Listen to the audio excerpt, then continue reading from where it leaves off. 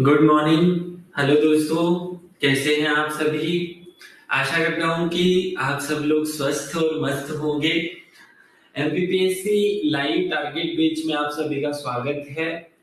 इस प्लेटफॉर्म पर हम क्रमबद्ध तरीके से याद करने और जो नया कंटेंट है उसे पढ़ने का काम कर रहे हैं। सबसे पहले आप कमेंट करके बताएं कि क्या आप सब लोगों को आवाज आ रही है। अगर वॉइस और वीडियो क्वालिटी क्लियर है तो हम क्लास को कंटिन्यू आगे बढ़ाते हैं। सभी पहले इस बात पर फोकस करके कमेंट कीजिए। सभी को 2 दिन से हमने एक नया काम शुरू किया है, टारगेट देना, या एक टारगेट हम बना करके सुबह आपको एक मैसेज के माध्यम से पहुंचा देते हैं।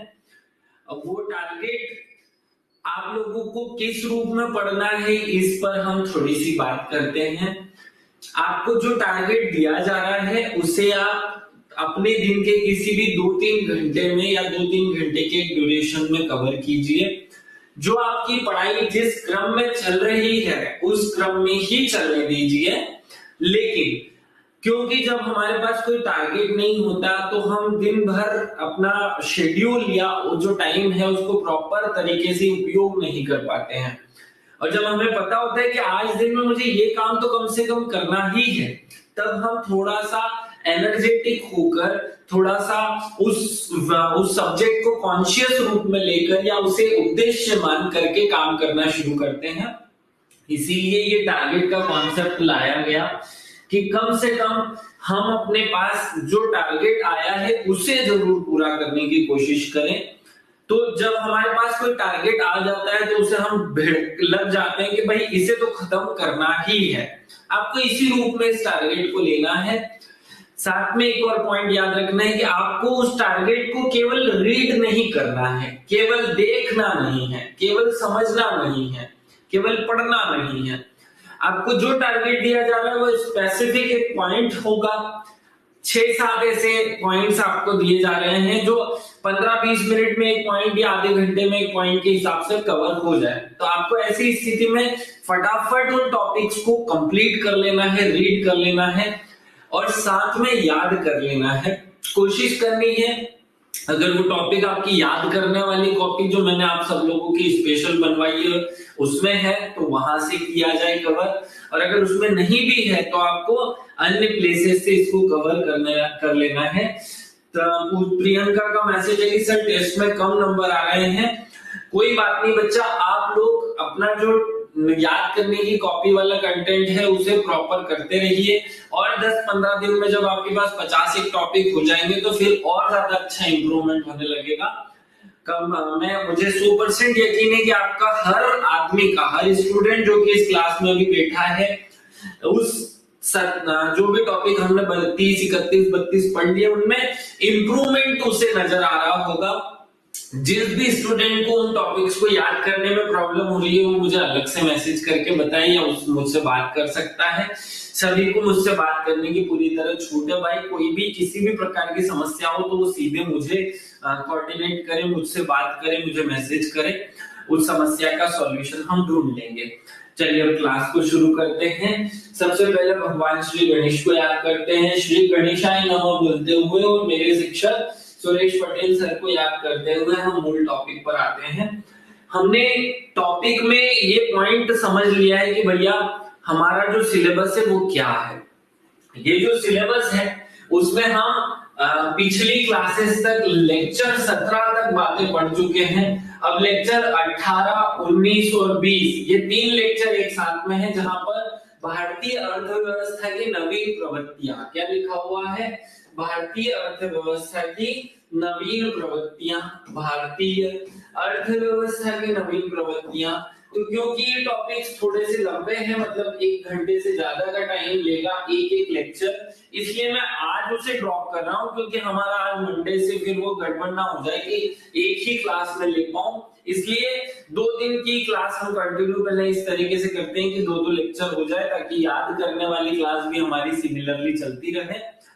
25 तारीख को जब हम क्रिसमस की छुट्टी मना रहे होंगे उस दिन हम इसके जो बड़े बड़े लेक्चर्स हैं, बड़े बड़े टॉपिक्स हैं उनको खत्म कर लेंगे। आज हम 21वां लेक्चर अर्थात आरबीआई पढ़ने वाले हैं। आरबीआई एक बहुत इंटरेस्टिंग टॉपिक है जहां से एक प्रश्न आपकी एग्जाम में देखने को मिलेगा। माने पूरे बैंकिंग सिस्टम से एक क्वेश्चन हमारी एग्जाम में जरूर दिखेगा। तो ये दो टॉपिक में दो वीडियोस में कवर हो जाएगा। चलिए इसे कवर करते हैं। अगर किसी के दिमाग में कोई विशेष पॉइंट चल रहा हो तो वो मुझसे शेयर कर सकता है। मैं पहले ही बता चुका हूं, आप सबकी जो भी समस्याएं हैं, जिस भी प्रकार की प्रॉब्लम्स है, आप मुझे व्यक्तिगत मैसेज करके या फोन पर बात करके सॉल्व कर सकते हैं। आपके मेंटोर के रूप में मैं काम कर रहा हूं, लेकिन जब तक आप समस्याएं मुझसे शेयर नहीं करेंगे, मैं आपकी प्रॉब्लम्स को नहीं समझ पाऊंगा, नहीं दूर कर पाएंगे। चलिए अब आगे बढ़ते हैं। हमें सबसे पहले समझना है कि रिजर्व बैंक होता क्या है। पहले थोड़ा सा इसके बैकग्राउंड के बारे में बात करते हैं कि बैंक क्या होता है। ये जो शब्द है बैंक, इस शब्द का मतलब क्या होता है। अगर मैं इंग्लिश भाषा के हिसाब से, जहां से इस शब्द की उत्पत्ति हुई, तो इंग्लिश भाषा के हिसाब से बैंक शब्द का मतलब होता है कोई ऐसा स्थान जहां पर किसी सामान का स्टोरेज रखा जाता हो, स्टोर किया जाता हो, उसे हम क्या कहते हैं, बैंक कहते हैं। और सामान्यतः बैंक शब्द पैसों के स्टोरेज के रूप में उपयोग होता है।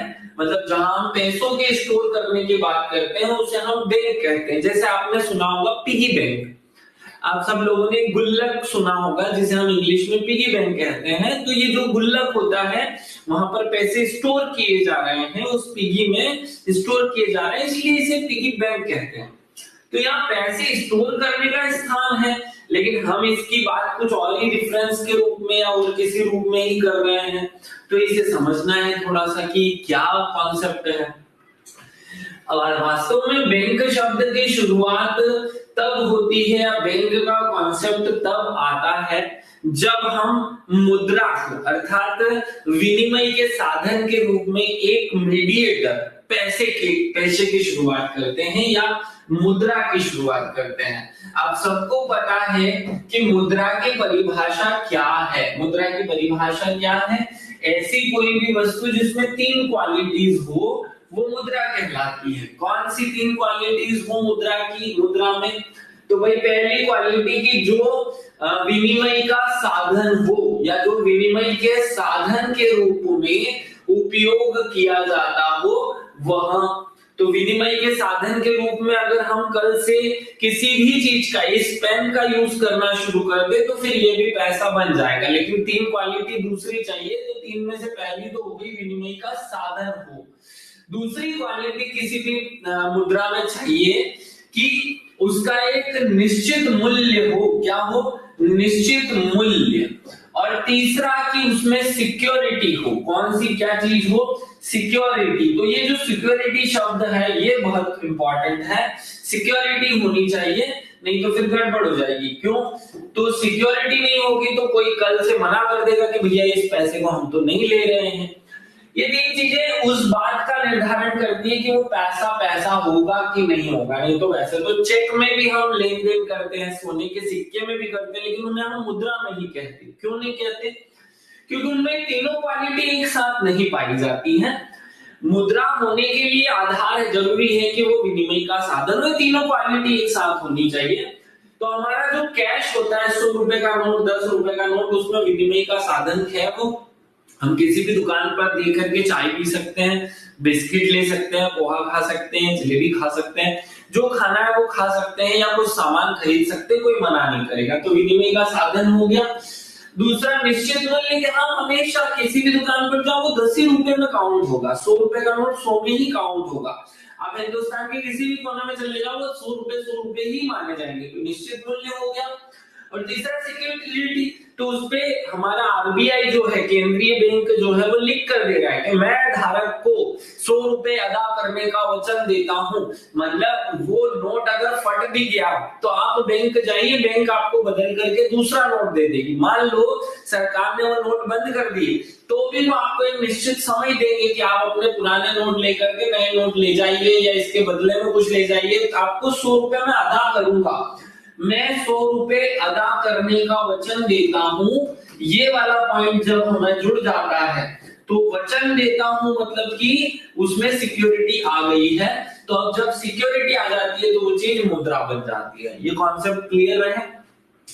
तो पहले इस दुनिया में क्या चलता था कि लोग वस्तु विनिमय करते थे। वस्तु विनिमय माने वस्तु विनिमय करते थे, तो वस्तु विनिमय का मतलब बार्टर सिस्टम चलता था।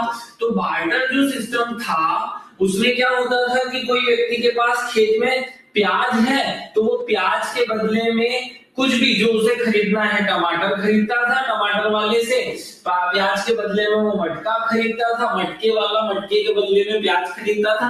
वस्तुएं एक दूसरे से लेन देन होती थी। लेकिन जब पैसे का कॉन्सेप्ट आ गया, जब मुद्रा का कॉन्सेप्ट आ गया, तो भाई मुद्रा जो है वो सबके पास आने लगी। अब ऐसी स्थिति में कोई तो ऐसी इंस्टीट्यूट होनी चाहिए जो मुद्रा के मूल्य को, अब देखो यहाँ पॉइंट था निश्चित मूल्य, तो मुद्रा के मूल्य का स्थिरता बनाए रखने के लिए काम करे। मुद्रा का विनियमन हो रहा है, सब लोग उसे ले रहे हैं, इसकी देखरेख करे। मुद्रा की सिक्योरिटी के लिए कोई संस्थान हो। अब ध्यान से सुनना, मैं आपके दिमाग में एक निश्चित कॉन्सेप्ट पैदा कर रहा हूं, क्योंकि मुद्रा की परिभाषा में ये तीन बातें आती हैं। तो बैंक का कॉन्सेप्ट शुरू ही यहां से हुआ कि कोई एक ऐसा संस्थान हो, कोई एक ऐसा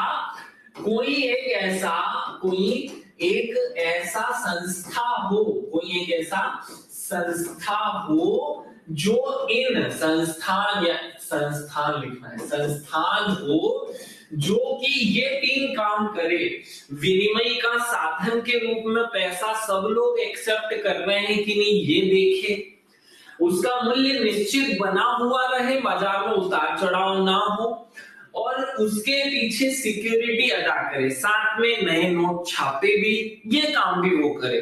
तो इन सब कामों को करने के लिए एक संस्था की जरूरत पड़ी, और फिर कॉन्सेप्ट पैदा हुआ बैंक का। तो बैंक का कॉन्सेप्ट शुरुआत में जब आया तो पूरे देश में केवल एक ही बैंक हुआ करते थे, या पूरे देश का एक ही बैंक था। फिर उस बैंक द्वारा जब पूरे बहुत सारे काम नहीं किए जा सकने रहे, या अकेला उन सारे कामों को करने में सफिशिएंट नहीं रहा, पर्याप्त नहीं रहा, तो धीरे धीरे उसके जैसे अन्य बैंक भी बनाए गए।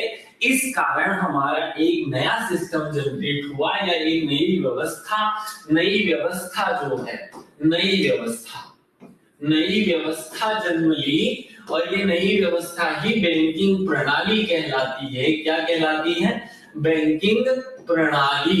तो बैंकिंग प्रणाली जब शुरुआत में आई तो वो क्या करती थी कि किसी के पास जो भी पैसा है उस पैसे को स्टोर करके रखने का काम करती थी, इसीलिए इनका नाम पड़ा पैसे के स्टोर करने वाले संस्थान अर्थात बैंक। शायद आपके दिमाग में एक बेसिक सा कॉन्सेप्ट जमा हो गया होगा, सेट हो गया होगा। अब बैंक होते क्या हैं? तो आज की तारीख में अगर हम बैंक की परिभाषा समझें कि बैंक किसे कहा जाता है, तो बैंक की परिभाषा इतनी सी है कि जो पैसे जमा करते हो किसी से भी, कोई भी व्यक्ति इनमें पैसे जमा कर सकता है।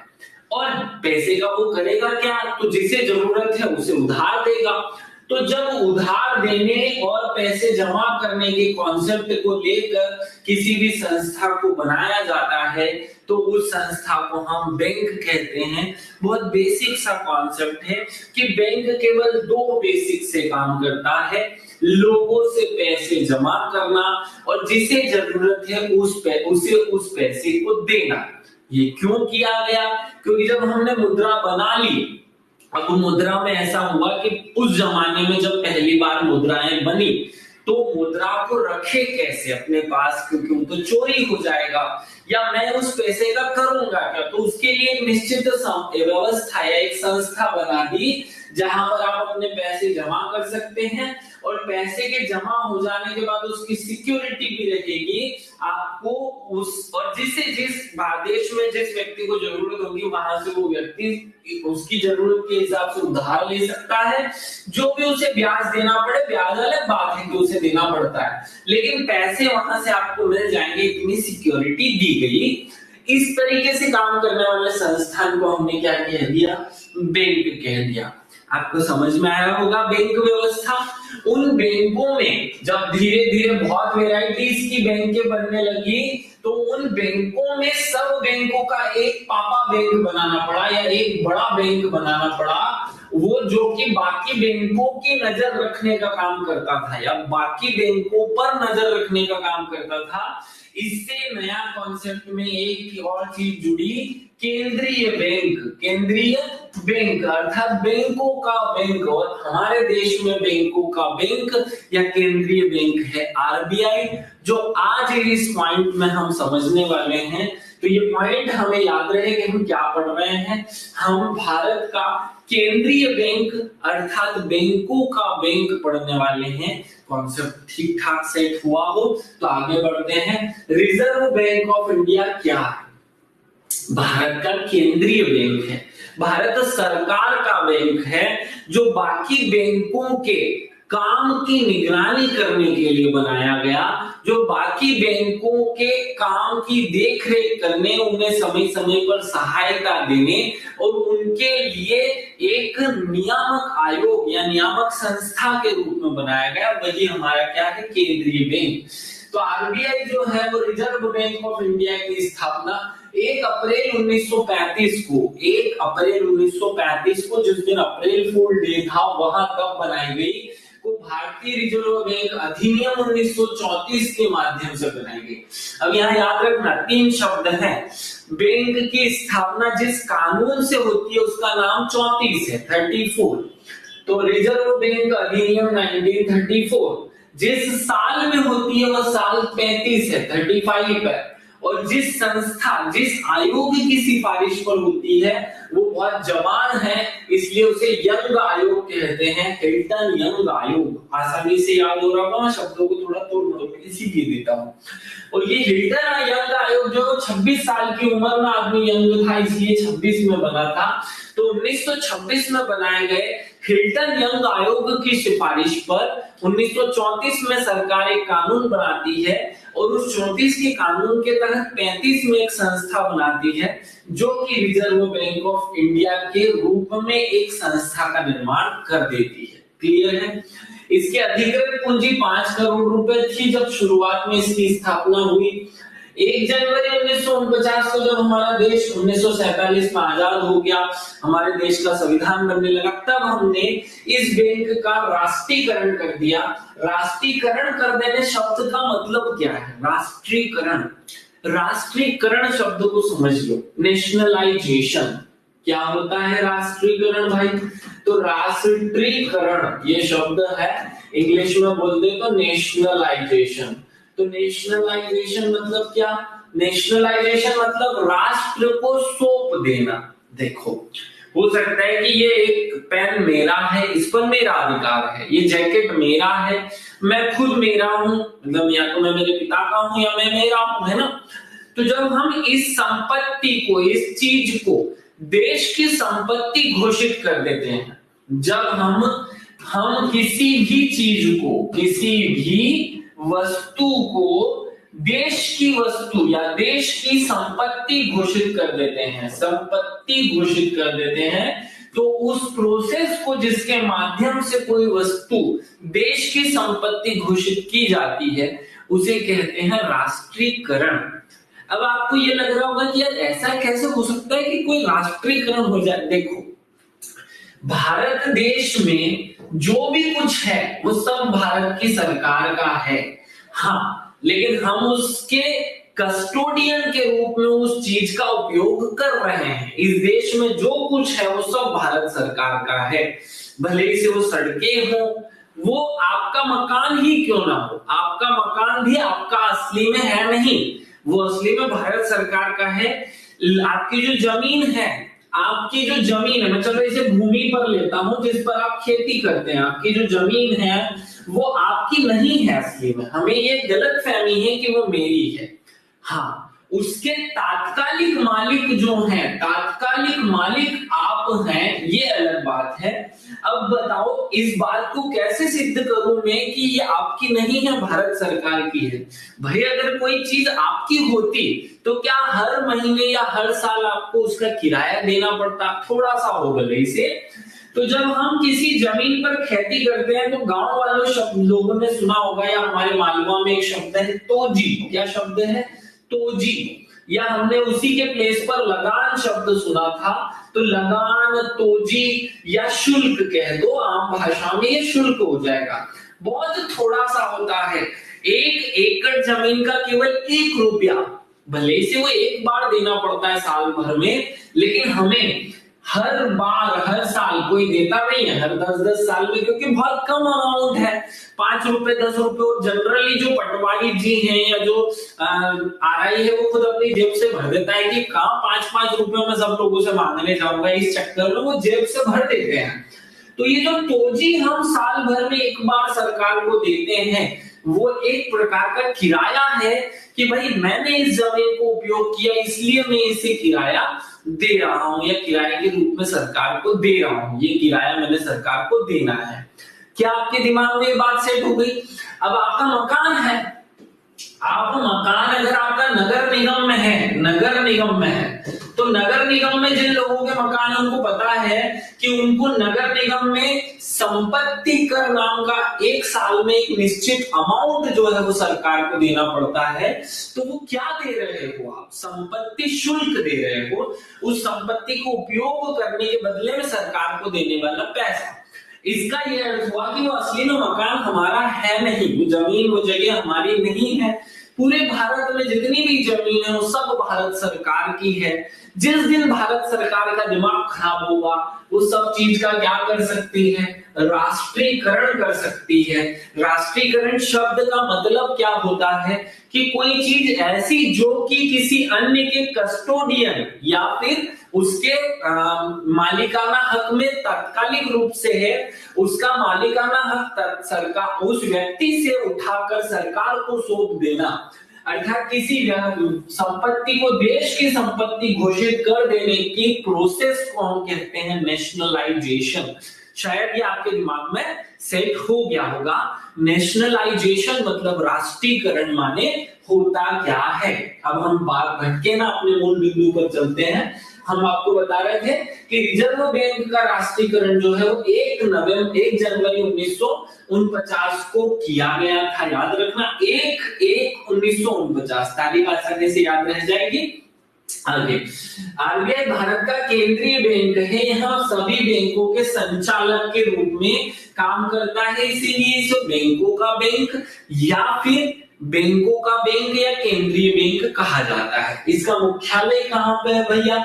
इसका मुख्यालय मुंबई में है, जो 1937 से कोलकाता में था। मतलब पहले जब स्टार्टिंग में ये बैंक बना था ना, तो जब ये बैंक बना था तो इसका मुख्यालय कोलकाता में था। कहाँ था? कोलकाता में। 2 साल तक इसका मुख्यालय कोलकाता रहा। 2 साल बाद इसके मुख्यालय को, क्योंकि ये बैंक कब बन गया था? 1935 में। तो 2 साल में इसे स्थानांतरित करके मुंबई भेज दिया गया।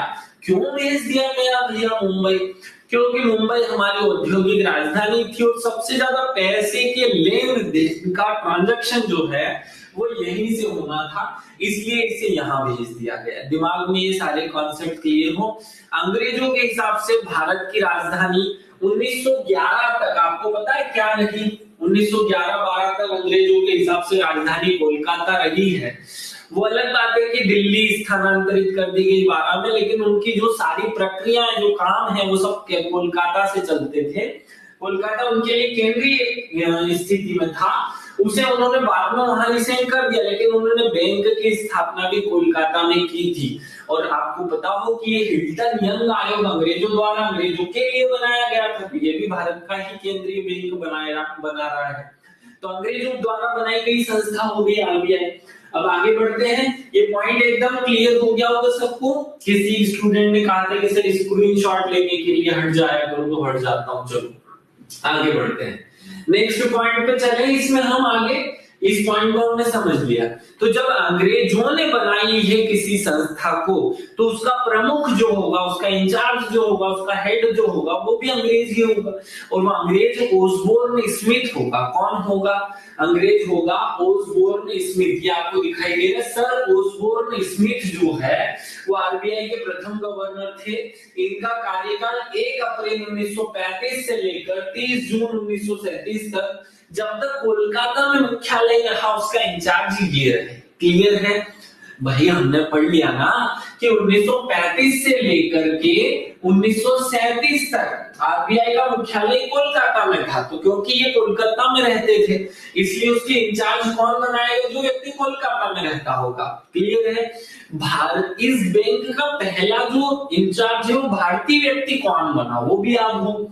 तो प्रथम भारतीय जो स्वतंत्र भारत के प्रथम आरबीआई के गवर्नर भी रहे, जिनका नाम सीडी देशमुख था, वो इसके पहले भारतीय गवर्नर रहे, जो 1943 से, अब हम बोलते हैं ना 143 शब्द यूज होता है हम जब किसी को प्रेजेंट करना चाहते हैं, आई लव यू कहना चाहते हैं, तो हमें इस बैंक से प्यार हो गया। देखो 1943 में 143 में ये बने, और जब तक देश के पास ये चीज ना आ जाती तब तक 1949 तक जो है वो इसके प्रमुख रहे।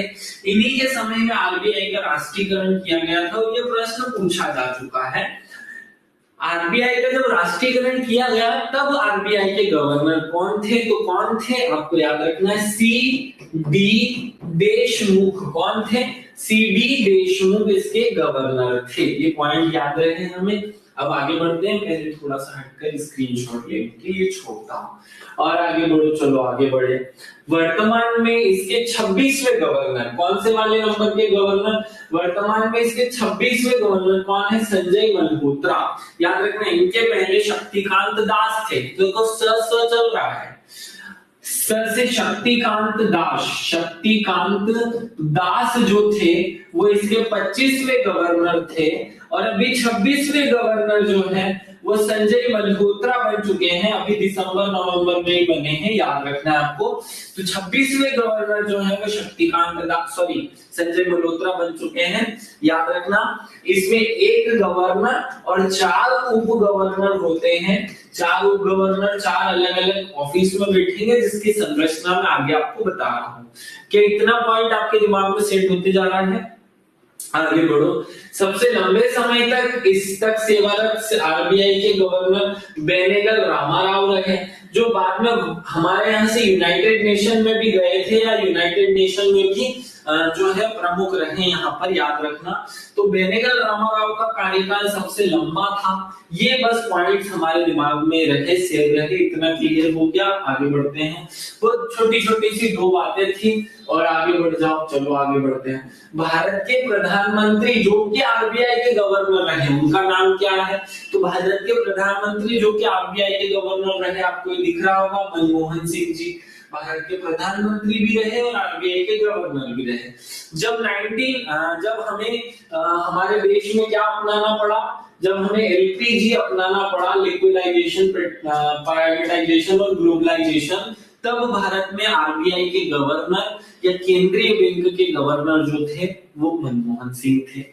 आपको याद रखना है कि ये जो संस्थान हम पढ़ रहे हैं आरबीआई, इसकी स्थापना में 2 महत्वपूर्ण लोगों का हाथ था, और उसमें से जो सबसे ज्यादा महत्वपूर्ण है वो डॉक्टर भीमराव अंबेडकर रहे। खैर भीमराव अंबेडकर कभी इसके प्रमुख नहीं बने, लेकिन इसके प्रमुख के रूप में उन्होंने एक दूसरे तरीके से भूमिका निभाई। आरबीआई की स्थापना में अहम भूमिका निभाई। उन्होंने अपनी पुस्तक द प्रॉब्लम ऑफ रूफी, ये क्वेश्चन पूछा जा चुका है एग्जाम में कि द प्रॉब्लम ऑफ रूफी किसकी बुक है? 2 किताबें फेमस हैं इस इकोनॉमी में। एक दादा भाई नौरोजी की, वो आप कमेंट करके बताना कि क्या किताब है उनकी किताब का नाम क्या है। अंबेडकर की किताब थी द प्रॉब्लम ऑफ रूपी, its origin and it's solution. तो जब भैया पैसे की शुरुआत और द प्रॉब्लम ऑफ रूपी मतलब पैसों की समस्या, शुरुआत और उसका सॉल्यूशन, मतलब समस्या और समाधान, ये उन्होंने किताब लिखी। और बैंक की कार्य पद्धति क्या होनी चाहिए, कैसे इस पैसे की समस्या का सॉल्यूशन करें, ये सारा उन्होंने लिखा। क्या लिखा है, ड्रेन ऑफ वेल्थ। हाँ सोनू सही आपका आंसर। जो सिद्धांत उन्होंने दिया था उस सिद्धांत का नाम है ड्रेन ऑफ वेल्थ थ्योरी। मैंने किताब का नाम पूछा है कि उस किताब का नाम क्या था, तो धन निष्कासन का सिद्धांत। हाँ भैया वर्षा, धन निष्कासन का सिद्धांत दिया था, मैं किताब का नाम पूछ रहा हूँ। The poverty and un British rule in India. Very good Uma, ये बात हुई, असली में ये आंसर है, धन निष्कासन का सिद्धांत उस किताब के अंदर था। तो आरबीआई जो है उसकी वो एक ऐसा बैंक होना चाहिए या ये बैंक भारत की समस्याओं को सॉल्व कर सकता है, ऐसा किताब में लिखने का काम भीमराव अंबेडकर ने किया। और जब हिल्टन यंग आयोग बना तो उसके सामने भी उन्होंने यही प्रस्ताव रखा। 1926 में आयोग ने भारत में royal commission on Indian currency and finance के रूप में आया। तब इसके सदस्यों ने बाबा साहब अम्बेडकर की पुष्टि की कि भैया इन्हीं की किताब से इंस्पायर होकर के हमने इस चीज को बनाया है। याद रखना, poverty and un British rule in India, ये किताब थी दादा भाई नौरोजी की, और भीमराव अम्बेडकर की किताब है द प्रॉब्लम ऑफ रूपी। ये दोनों किताबें रट लेना। और इस किताब द प्रॉब्लम ऑफ रूपी के हिसाब से ही ये आधार पर ही यंग आयोग ने बनाने की सिफारिश की थी कि क्या बना दो भाई, केंद्रीय बैंक आरबीआई बना दो। क्लियर है। इस आरबीआई को पहले अंग्रेज एपेक्स बैंक ऑफ इंडिया भी कहते थे, इसलिए इसका एक उपनाम है apex bank of India. Question पूछा जाए कि एपेक्स बैंक ऑफ इंडिया किसे कहा जाता है, तो याद रखिएगा apex bank of India RBI को ही कहा जाता है। तो ये पॉइंट बहुत छोटे छोटे से थे, याद रख लेना। अब आगे बढ़ते हैं। आगे बढ़ेंगे तो आपको आरबीआई की डिटेल देखनी है, आरबीआई की संरचना देखनी है। आरबीआई का कामकाज केंद्रीय निर्देशक मंडल, मतलब एक बहुत सारे लोगों का ग्रुप होता होगा, द्वारा शासित होता है, जिसमें 20 सदस्य होते हैं। कितने सदस्य होते हैं? जिसमें 20 सदस्य होते हैं। भारतीय रिजर्व बैंक अधिनियम के अनुसार इस बोर्ड के सदस्यों की नियुक्ति भारत सरकार द्वारा 4 वर्ष के लिए की जाती है। आप याद रखेंगे भाई कि भारत इस बोर्ड के जो सदस्य होते हैं उनकी नियुक्ति 4 वर्ष के लिए की जाती है। पॉइंट अपने दिमाग में सेट रहे। अब इसमें 20 सदस्य होते कौन है? तो एक तो गवर्नर होता है और 4 उप गवर्नर होते हैं। क्या होते हैं? 4 उप गवर्नर होते हैं। तो 1+4 का कॉन्सेप्ट तो हो गया, ठीक है। फिर ये 5 लोग हो गए टोटल। दूसरा, एक तो वित्त मंत्रालय द्वारा नियुक्त अधिकारी होता है और 4 जो स्थानीय बोर्ड हैं उनके अध्यक्ष होते हैं। तो 5 टोटल ये हो गए। और तीसरा पॉइंट कि 10 निर्देशक लोग इसमें नियुक्त किए जाते हैं भारत सरकार द्वारा 4-4 वर्ष की अवधि के लिए। इस प्रकार टोटल 20 लोग हो चुके हैं। देखो, आपको पता हो कि आरबीआई का जो मुख्यालय है वो कहां पर है? आरबीआई का मुख्यालय मुंबई में है। कहां है? मुंबई। और भारत की जो मेट्रो सिटीज हैं, कौन कौन सी मेट्रो सिटीज कही जाती है भारत की? महानगर, दिल्ली, मुंबई, चेन्नई और कोलकाता। कौन कौन से हैं? मैप पर बनाओ एक बार। तो दिल्ली, मुंबई, चेन्नई, कोलकाता में इसके दिल्ली, चेन्नई, मुंबई और कोलकाता में 4 इसके अन्य ऑफिस भी हैं, स्थानीय ऑफिस भी हैं, जहां पर एक एक प्रमुख अधिकारी बैठता है जो 4 स्थानीय सदस्य या स्थानीय कहलाते हैं, व्यक्ति कहलाते हैं। तो एक गवर्नर और 4 उप गवर्नर, ये 5 हो गए। एक वित्त मंत्रालय का सदस्य और 4 इन ऑफिसेस के प्रमुख, मतलब टोटल 5 और 10 निर्देशक। इस तरीके से टोटल सारे मिला लो तो 20 सदस्य हो जाएंगे। 20 सदस्य मिलकर के पूरे इस बैंक का, मतलब आरबीआई का पूरा कामकाज देखने का काम करते हैं। इसका उपकेंद्र भोपाल में है, ऐसा दिव्या ने मैसेज किया। गुड, इसका उपकेंद्र भोपाल में है, याद रखना। लेकिन उपकेंद्र नहीं बोलेंगे, उसे शाखा बोलेंगे दिव्या, आगे हम बात करेंगे उस पर। चलो आगे बढ़ते हैं। उपकेंद्र शब्द उसके लिए इन्होंने यूज किया ही नहीं है, क्षेत्रीय कार्यालय शब्द यूज किया है। अभी मैं बताता हूँ। आरबीआई का कामकाज केंद्रीय निर्देशक मंडल द्वारा शासित होता है, जिसमें 20 सदस्य होते हैं। 4 वर्ष के लिए उनकी नियुक्ति होती है, हमने पढ़ लिया। इसी पॉइंट में एक पॉइंट और आगे बढ़े, लेकिन उससे पहले कुछ करंट अफेयर्स की बातें हमारे दिमाग में सेट हो जाए, याद कर ले, हम रट ले। वो क्या है वो देखो। आरबीआई के जो गवर्नर थे वो शक्तिकांत दास थे। 25वें नंबर के आरबीआई के गवर्नर कौन है? शक्तिकांत दास। और 26वें नंबर के गवर्नर कौन है? 26वें नंबर के गवर्नर याद रखना संजय मल्होत्रा है। ये हमें दोनों नाम इसलिए याद रखने हैं क्योंकि आरबीआई के गवर्नर शक्तिकांत दास ने कुछ काम किए, तो ये क्वेश्चन पूछ लिया जा सकता है कि उस समय कौन थे, या पिछले गवर्नर कौन थे, या 25वें गवर्नर कौन थे, 26वें कौन है, संजय मल्होत्रा। आगे माइकल देवव्रत पात्रा, ये आरबीआई के गवर्नर हैं, ये भी याद रख लेना। मूल में मुझे जो इंपॉर्टेंट लगा मैं वही सामने रख रहा हूँ। राजीव रंजन आरबीआई के कार्यकारी निर्देशक हैं। राम सिंह निर्देशक दिल्ली स्कूल ऑफ इकोनॉमिक्स हैं। सौगात भट्टाचार्य अर्थशास्त्री हैं। और नागेश कुमार ये निर्देशक हैं आईएसटीबी के। ये 4-5 जो अधिकारी हैं वो हमें याद रखने हैं, ताकि इन सब की ये कौन क्या है बस इतना सा याद रख लो, बाकी हम आरबीआई जो पढ़ रहे हैं हम कंटिन्यू करेंगे, लेकिन ये 4-5 नाम मुझे आपके दिमाग में सेट करने थे क्योंकि मैं इनका उपयोग करूंगा कहीं। चलो आगे बढ़ते हैं। आगे बढ़ो तो हम देखेंगे कि इसका गठन कैसे हुआ। तो हमने ये समझ लिया है कि टोटल आरबीआई जो है वो एक गवर्नर और साथ में 19 लोग और 20 निदेशक मंडल के रूप में इसके प्रमुख होते हैं। एक पूर्णकालिक गवर्नर और अधिकतम 4 उप गवर्नर इसमें होते हैं। एक वित्त मंत्रालय द्वारा नियुक्त सरकारी अधिकारी और या वित्तीय अधिकारी, 10 निर्देशक और 4 इसके स्थानीय बोर्ड के निर्देशक इसके सदस्य होते हैं। केंद्रीय बोर्ड के अतिरिक्त 4 स्थानीय बोर्ड भी होते हैं जिसके मुख्य कार्यालय जो है मुंबई, दिल्ली, चेन्नई और कोलकाता में है। स्थानीय बोर्ड केंद्रीय संचालक बोर्ड के आदेश अनुसार कार्य करता है। यूं मत समझो, यूं समझ लो कि भाई 4 जो उसकी ब्रांचेस हैं वो उसी के हिसाब से काम करती है, स्थानीय बोर्ड के हिसाब से उनका काम संचालित होता है। ठीक है, आगे बढ़ जाते हैं हम। पूरे भारत में रिजर्व बैंक के 29 क्षेत्रीय कार्यालय हैं। कोशिश ये करती है कि सारे जो राज्य हैं उनकी राजधानियों में एक क्षेत्रीय कार्यालय हो। तो जो अभी दिव्या ने कमेंट करके बोला था कि सर इसका उप केंद्र में क्षेत्रीय कार्यालय जो है वो उसका भोपाल में है, क्योंकि हर राज्य की एक राजधानी में इसका एक क्षेत्रीय कार्यालय बना दिया गया है। अभी कुछ दिन पहले तक 26 से 29 हो चुके हैं। तो याद रखना, भारत में मौद्रिक नीति एवं साख नीति रिजर्व बैंक द्वारा बनाई जाती है और लागू की जाती है। बहुत महत्वपूर्ण है। मैंने आज ही जब आपको ये पॉइंट पढ़ाना शुरू किया तो ये बताया कि हमारे देश में जब मुद्रा बनाई गई, क्या बनाई गई, अब दुनिया में जब मुद्रा का कॉन्सेप्ट आया तब बैंक का कॉन्सेप्ट आया। अगर मुद्रा ना होती तो बैंक ना होता। तो बैंक का काम सीधा जुड़ा हुआ है मुद्रा से। तो बैंक मतलब हमारा जो केंद्रीय बैंक है आरबीआई, वो मुद्रा की नीति अर्थात मुद्रा कितनी होनी चाहिए, कैसी होनी चाहिए, इन सब का कैलकुलेशन करके उसका नियंत्रण नियमन करता है।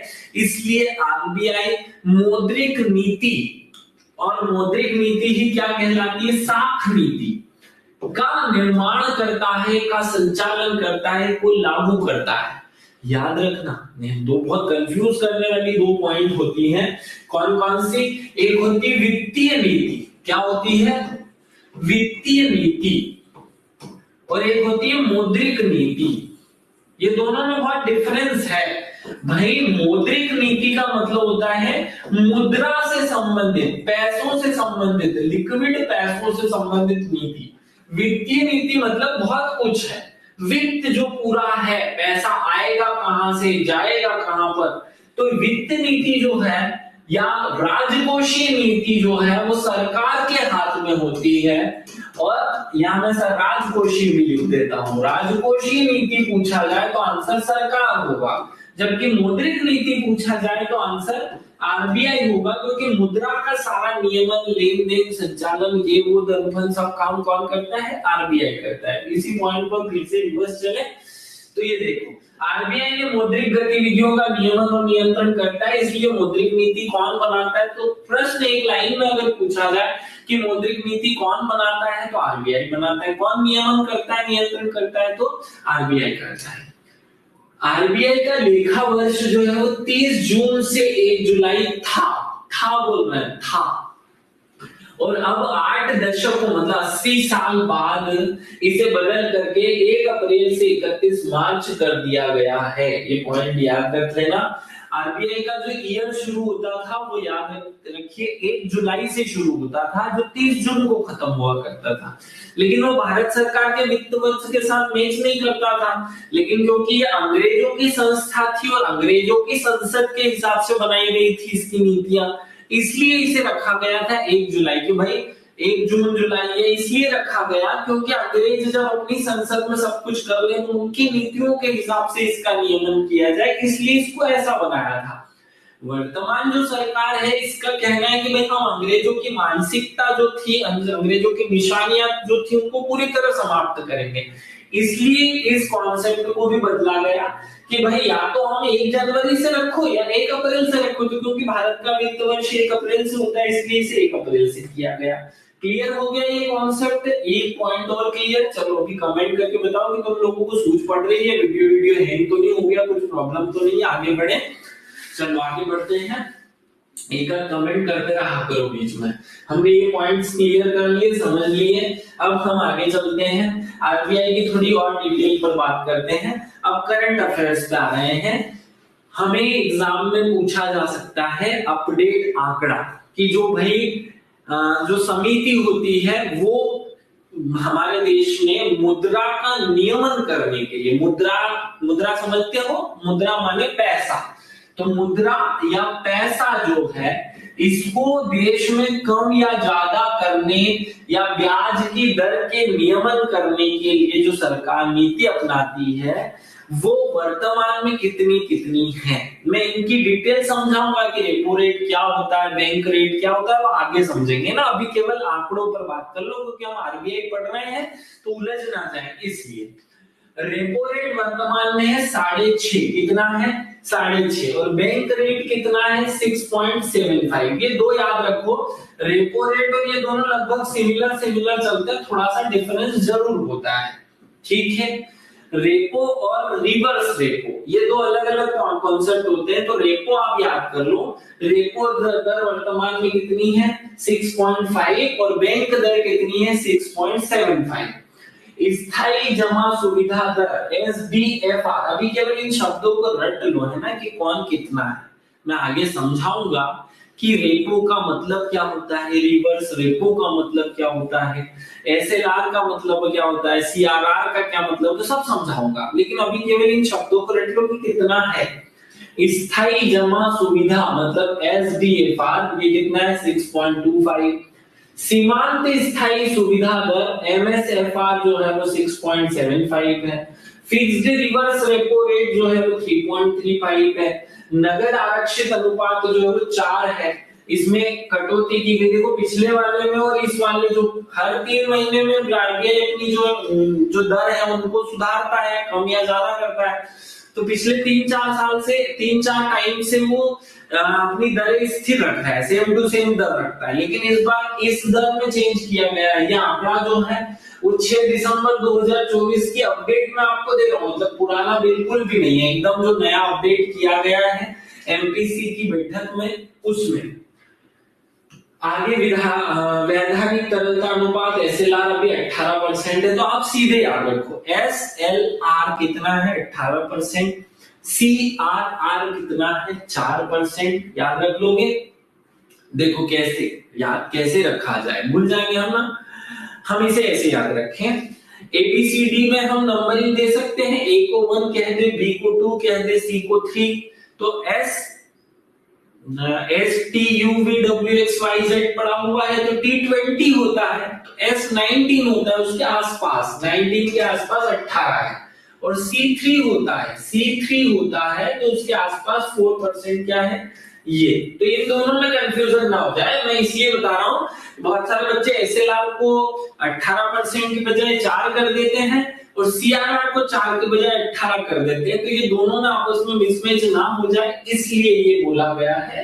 ये पॉइंट आपस में चेंज कर लेना, ठीक है, गड़बड़ ना हो जाए, रटे हुए ऐसे हो कि फिक्स हो। C मतलब 4 और S मतलब 18 होता क्या है ये आगे बताऊंगा, अभी केवल रटो। आंकड़ा है क्योंकि हमें दिसंबर 2024 में अपडेट हुआ, अगला आंकड़ा जो है वो मार्च में आएगा, तो हमें लोड ही नहीं लेना। ये यहाँ समझ नहीं आ रहा भाई एमपीसी क्या होता है, मॉनिटरिंग पॉलिसी कमेटी, मतलब ये जो हम बात कर रहे हैं ना, मौद्रिक नीति समिति बोलते हैं इसे। क्या है? मौद्रिक नीति समिति की बैठक के निर्णय अनुसार ये निर्णय लिया गया कि ये रेट भारत में होगा। ठीक है, हाँ चलो आगे बढ़ते हैं, आगे बढ़ो। तो आरबीआई जो है वो दो प्रकार के कार्य करता है। आरबीआई क्या करता है भाई? दो प्रकार के काम करता है। एक तो सामान्य काम करता है, या बैंकों का बैंक है इसलिए काम करता है। एक बैंक का बैंक, बैंकों के पापा बैंक के रूप में काम करता है, बैंकों के बैंक के रूप में। और एक भारत सरकार के टूल जिससे वो विकास करे देश का, उसके रूप में काम करता है। तो एक विकास के संस्था के रूप में काम करेगा और एक बैंकों के बैंक के रूप में काम करेगा। ठीक है, दो प्रकार के ये काम करता है। मूल रूप से सारे काम को मैं ओवरऑल समझो तो दो काम करता है। आगे बढ़ो। अब सामान्य कामों में या बैंकिंग कामों में ये क्या करता है? सबसे पहला काम करता है नोट छापवाने या नोटों के निर्गमन का। देखो, नोट छापने का काम तो बैंक नोट प्रेस करेगी। कौन करेगी? Bank note press, bank note press, है ना, नोट प्रेस। और भारत में कितने नोट प्रेस हैं? तो भारत में बैंक नोट प्रेस 4 है। ठीक है, और कहां कहां पर है ये आप कमेंट करके बताना। एक वहां है जहां मैं रहता हूं, और मैं रहने वाला हूं देवास का, इसलिए बैंक नोट प्रेस 1975 में दयाशंकर नाग ने उसका उद्घाटन किया था जब बनी थी। तो याद रखना, भारत के मध्य प्रदेश के उस समय वित्त मंत्री थे वो। ये इन्होंने मध्य प्रदेश में 1975 में एक बैंक नोट प्रेस बनाया था, जो अब वर्तमान में SPMCIL बन गया है, सिक्योरिटी प्रेस मिंटिंग कॉर्पोरेशन नाम की एक प्राइवेट संस्था के रूप में उसका नियमन कर दिया गया है। तो आप लोग कमेंट करके बताओ कि टोटल भारत में जो नोट प्रेसेस है वो कहां कहां पर है। क्लियर है? चलो अभी मैं अपने आरबीआई के इस काम पर आता हूं।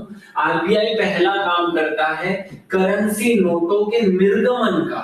ये निर्गमन शब्द का मतलब क्या होता है भाई? छाप तो लिए, एक डब्बे में रखे हुए हैं, उन्हें मार्केट में ऐसे भेजने का काम करता है, निर्गमन करने का काम करता है आरबीआई। ठीक है, तो बैंकिंग जो नोट छपे हैं इनको भेजने का काम करेगा आरबीआई, मतलब हुआ करेंसी नोटों के निर्गमन का।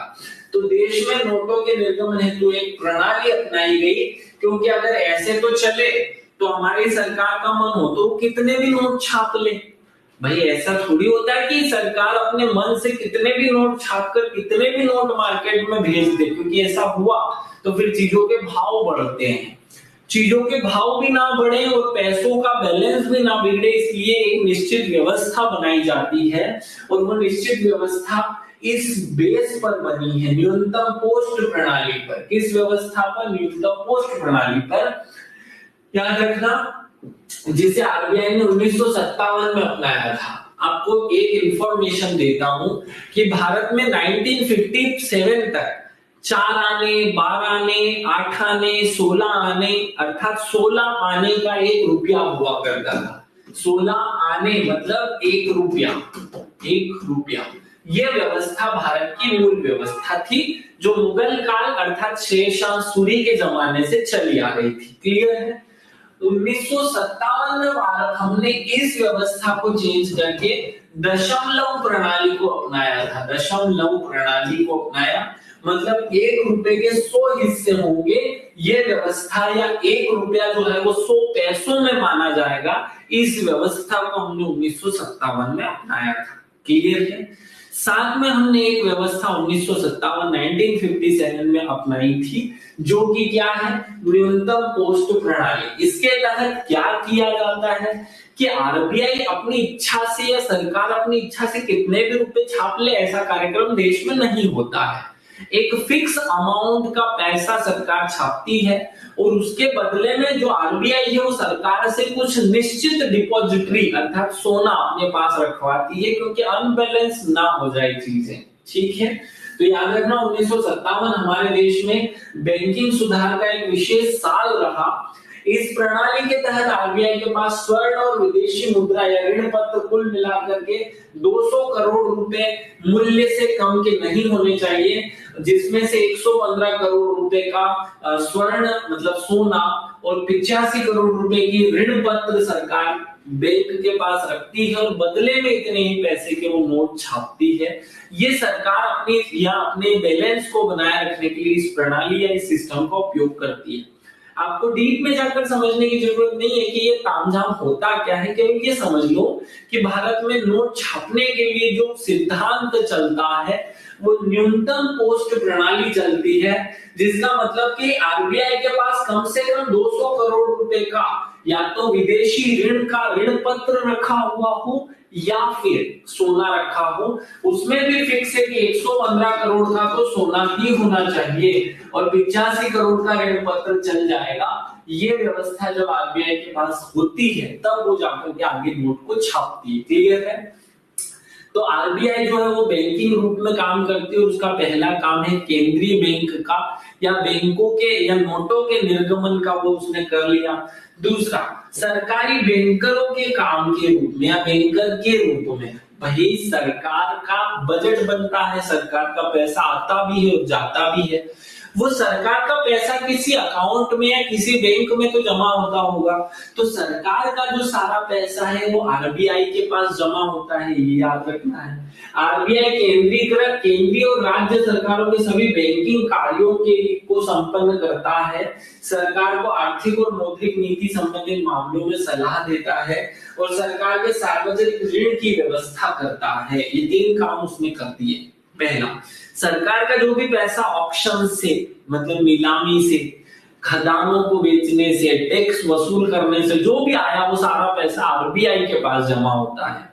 ठीक है, मतलब सरकार का अकाउंट कहां पर है? आरबीआई के पास में है। राज्य सरकारों का भी और केंद्र सरकार का भी, ये पॉइंट क्लियर। और उसी अकाउंट से पैसे फिर बाद में खर्चा होंगे। क्लियर? साथ में सरकार को आर्थिक कार्यों और मौद्रिक नीति पर सलाह देने का काम भी कौन करता है? आरबीआई करता है। और सरकार को जब कभी पैसे चाहिए होते तो ऋण भी कौन देता है? आरबीआई देता है। ये सरकार के बैंक के रूप में उसके काम हो गए। और आगे बढ़ते हैं, बैंकों के बैंक के रूप में उसका काम क्या होता है? तो बैंकों के बैंक के रूप में काम उसका यह है कि बाकी बैंकों की स्थापना करने के लिए से लेकर के उसके डिमोलिश करने, उनको खत्म करने तक की सब चीजें वही देखेगा। आरबीआई देश में अन्य बैंकों के लिए वही कार्य करता है जो अन्य बैंक अपने ग्राहकों के लिए करती है। व्यापारिक बैंकों के बैंकर ही नहीं बल्कि अंतिम ऋणदाता भी है वो। तो बैंकों का पैसा कहाँ जमा होता होगा? भाई बैंक भी तो अपना पैसा कहीं ना कहीं जमा करता है, तो बैंक अपना पैसा आरबीआई के पास जमा करता है। बैंक को बैंकिंग लाइसेंस कौन देता है? तो बैंक को बैंकिंग लाइसेंस भी आरबीआई की मदद से दिया जाता है। क्लियर? यहाँ से पूरी कहानी जो है वो बैंक ही आरबीआई ही करती है। साख नियंत्रण, ये अच्छा काम है, ये बहुत इंपॉर्टेंट काम होता है बैंक आरबीआई का। साख नियंत्रण, आरबीआई व्यापारिक बैंकों द्वारा निर्मित साख की मात्रा और दिशा पर नियंत्रण करने का कार्य भी करती है। इसके लिए हम परिणामात्मक और गुणात्मक 2 प्रकार के टूल्स को अपनाती है और उन्हीं टूल्स में आता है repo rate, reverse repo rate, CLR, SSR, SLR, ये अभी मैं पढ़ा होगा आगे। तो ये समझ में आ गया कि आरबीआई साख नियंत्रण का काम। अब ये एक कॉन्सेप्ट है साख नियंत्रण, समझना इसको, इसका अर्थ क्या होता है। साख नियंत्रण, हमारे देश के मार्केट में टोटल कितना पैसा होगा, ये काम जो है उसे कहते हैं साख नियंत्रण। कि उस पैसे की वैल्यू क्या होगी, कितना पैसा मार्केट में होगा, मार्केट से पैसे को सोख करके अपने पास मंगवा लेना है या अपनी जेब से मार्केट में खूब सारा पैसा डालकर मार्केट में फ्लो को बढ़ा देना है। ये व्यवस्था को हम कहते हैं साख नियंत्रण या इस सिस्टम को कहते हैं साख नियंत्रण। ठीक है, और आरबीआई जो है CLR, SLR, bank rate, reverse repo rate, इन सब के माध्यम से इन बातों को, इन कामों को करती है। क्लियर है? विदेशी विनिमय पर नियंत्रण, जो विदेशों से पैसा हमारे देश में आ रहा है उसका भी नियंत्रण यही करता है। रुपए के विनिमय मूल्य को स्थिर बनाए रखने के उद्देश्य से आरबीआई विदेशी मुद्रा का क्रय विक्रय करती है। विदेशों से जो पैसा आ रहा है उसका आप चेंज कराते हो ना, जब आप कभी थाईलैंड घूमने जाओगे, अमेरिका घूमने जाओगे या कहीं भी घूमने जाओगे तो आप वहां की करेंसी लेकर जाओगे, अपने रुपया तो लेकर चले आओगे बैंक, वहां पे कहीं पे भी अमेरिका में तो वो लेंगे ही, अमेरिका में तो डॉलर चाहिए, तो डॉलर आपको कहां से मिलेंगे, वो आपको आरबीआई उपलब्ध कराता है। तो वो विनिमय, विदेशी विनिमय के तहत ये पिक्चर भी करती है। आंकड़ों का संग्रहण और उनका प्रकाशन, ये काम भी आरबीआई ही करता है। भाई भारत में सारे आंकड़े जो हैं पैसों से रिलेटेड वो आरबीआई देखता है या प्रकाशित करता है, संग्रहित करता है। क्लियर है? आगे विदेशी संबंधी कार्य देख लो, थोड़ा सा यहाँ समझ लो और फिर हम आगे वो आरबीआई बैंक रेट, एसएलआर, ये वो थोड़ा सा आगे समझाऊंगा। अभी एकदम से शुरुआत में केवल आरबीआई समझ लो, फिर उन पर स्पेशल बात करेंगे हम, वो पॉइंट रहे हैं हमारे। मुद्रा बाजार पर प्रतिबंधात्मक नियंत्रण। मुद्रा बाजार क्या होता है भैया? मुद्रा बाजार मतलब होता है हमारा जो हमारे, देखो दो विशेष बाजार हमें याद रखने हैं, एक होता है पूंजी बाजार और एक होता है मुद्रा बाजार। दो प्रकार के बाजार हैं, एक पूंजी बाजार और एक मुद्रा बाजार, है ना। मैं आगे इनको जब हम सेबी पढ़ेंगे तब ज्यादा डिटेल में बात करेंगे, अभी बट करेंगे तो भटकेंगे। तो मुद्रा बाजार पर प्रतिबंधात्मक नियंत्रण रखने का काम कौन करता है? आरबीआई करता है। बचतों को बैंकों और अन्य वित्तीय संस्थाओं के माध्यम से उत्पादन का काम भी उपलब्ध कराना, लोगों के बैंकिंग आदतों को बढ़ाना, आईएमएफ मतलब इंटरनेशनल मुद्रा कोष में भारत की सदस्यता के संदर्भ में सरकार का प्रतिनिधित्व करना, ये सारे विदेशी काम भी या विदेश से आए हुए कार्य भी या बाहरी कार्य भी आरबीआई ही करता है। और थोड़ा सा आगे बढ़ो, आरबीआई की साख नियंत्रण नीति के उपाय और तरीके। अब यहाँ हम समझते हैं बैंक दर क्या होता है, रेपो रेट क्या होता है, रिवर्स रेपो रेट क्या होता है, ये सिस्टम अब हम यहाँ समझ लेते हैं। आप सब लोगों के जो शब्दावली है उनके कॉन्सेप्ट क्लियर होने चाहिए कि बैंक रेट क्या होता है। तो बड़ी सिंपल सी बात है कि कोई भी बैंक, देखो मैं इसे छोड़, यहां पढ़ोगे तो शायद कंफ्यूज होगे। बैंक रेट क्या होता है भाई? कोई भी बैंक, एसबीआई हुआ, पंजाब नेशनल बैंक हुआ, देना बैंक हुआ, लेना बैंक हुआ, यूको बैंक हुआ, कोई भी बैंक जो अपने ग्राहक को जिस रेट पर पैसा उधार देती है, सिंपल लॉजिक है, जिस सामान्य ब्याज दर पर आरबीआई द्वारा वाणिज्यिक बैंकों को पैसा उधार दिया जाता है वह बैंक दर कहलाता है। इसके माध्यम से आरबीआई साख नियंत्रण करता है। तो जैसा हमारी जो बैंकें हैं, देना बैंक, लेना बैंक, यूको बैंक, फलाना बैंक, ये जितने भी बैंक हैं वो सब हमें उधार देते हैं। ये पैसे लाएंगे कहां से? या तो इनके ही ग्राहक इनमें जमा कर दे या फिर आरबीआई से लेकर आएंगे, क्योंकि बैंकों का बैंक कौन? आरबीआई। तो बहुत कॉन्सेप्ट को क्लियरली समझ लेना है ना। बैंक रेट क्या होता है? बैंक रेट क्या होता है? जब हमारे ये बैंक, कौन से bank? SBI, bank of India, UCO bank, Punjab national bank, जितने भी बैंक हैं सारे बैंक आरबीआई से कुछ पैसा उधार लेने जाते हैं। ये उधार लेने काम गए आरबीआई के पास। तो आरबीआई जिस फिक्स रेट पर इन लोगों को पैसा उधार देगा, उस पैसे देने के दर को, रेट को कहेंगे हम बैंक रेट। समझ गए? एक बेसिक सी टर्म थी कि भाई बैंक रेट क्या है। तो बैंक को पैसा जिस रेट पर उधार मिलेगा वो बैंक रेट कहलाएगा। क्लियर है? अब एक टर्म यहां पर कंफ्यूज करेगी, रेपो रेट। ये क्या होता है? देखो भाई, बैंक रेट तो ऐसा पैसा है जो आरबीआई जो है वो किसी भी बैंक को उधार दे देता है। कभी कभी किसी बैंक को इमरजेंसी में जरूरत पड़ती है, इमरजेंसी में पैसों की जरूरत पड़ती है। तो जब भी इमरजेंसी में कोई बैंक आरबीआई के पास पैसे लेने चले जाता है तो वो उसे बैंक रेट पर ना देते हुए थोड़ा सा ज्यादा ब्याज पर तुरंत कम समय के लिए दे देती है उधार। तो जब कम समय के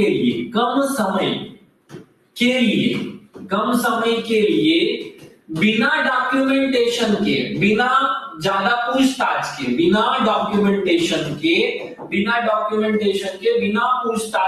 बहुत ज्यादा बातचीत किए तुरंत पैसे दे देती है, तो वो पैसा कहलाता है रेपो रेट।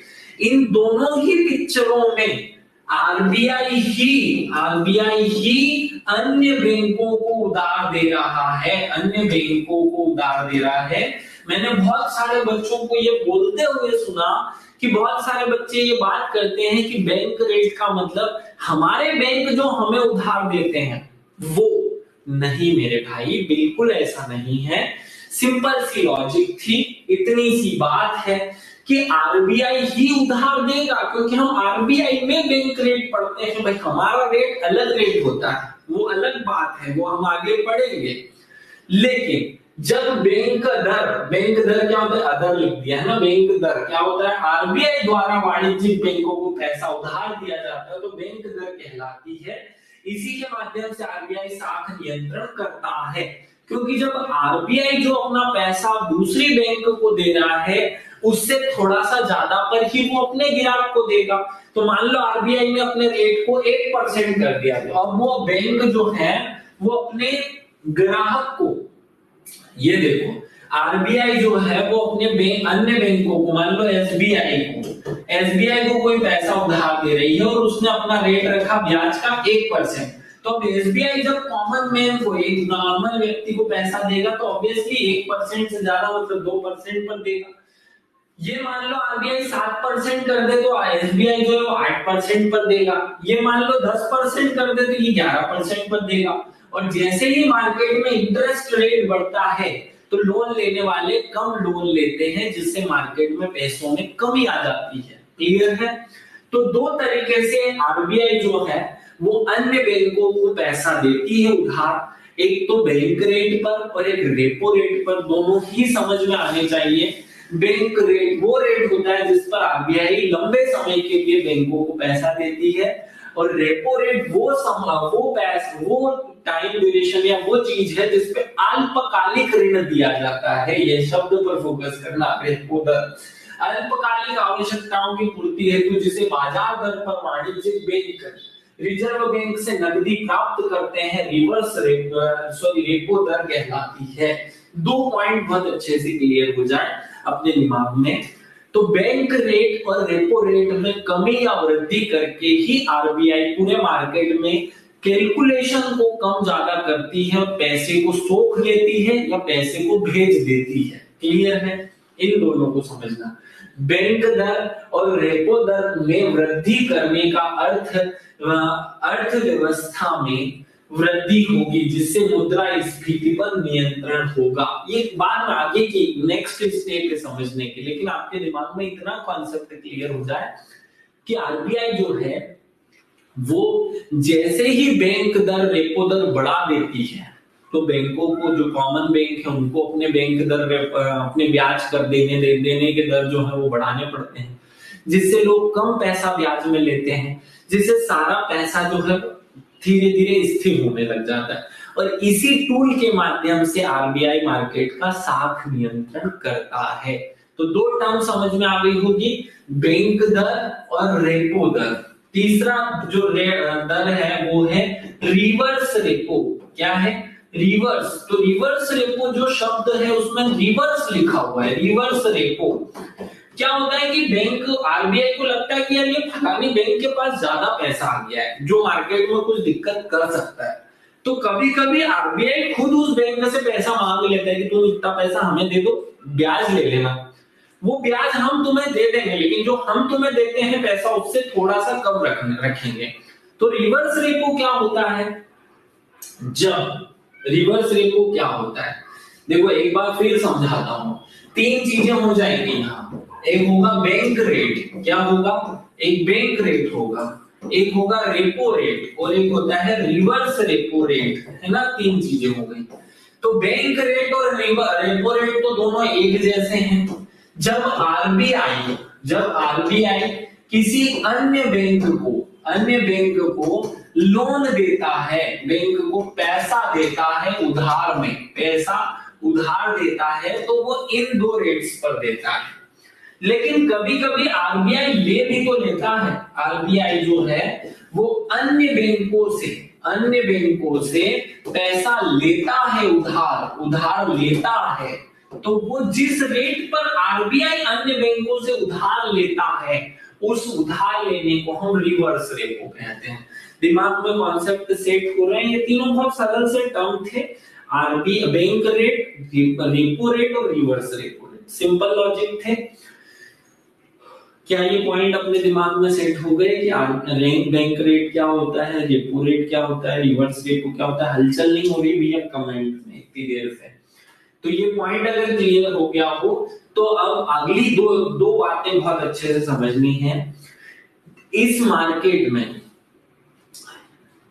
हमारा जो बाजार है, हमारा जो जनरल इंदौर का बाजार, देवास का बाजार या मुंबई का बाजार या बड़े बड़े जो बाजार हैं, इसमें कितना पैसा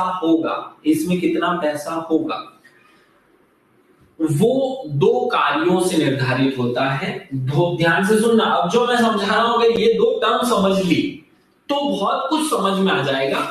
एक शब्द होता है मुद्रास्फीति, मैं चाहता हूं कि इस पॉइंट को अभी क्लियर ना कर, मुद्रास्फीति और मुद्रा अपस्फीति में अगले लेक्चर में कर लूंगा, अभी नहीं तो घबराओगे आप लोग। चलो इसको अभी क्लियर नहीं करके छोड़ रहा हूं, मुझे याद दिलाना बाद में कि मैंने मुद्रास्फीति और मुद्रा अपस्फीति नहीं समझाई है अभी।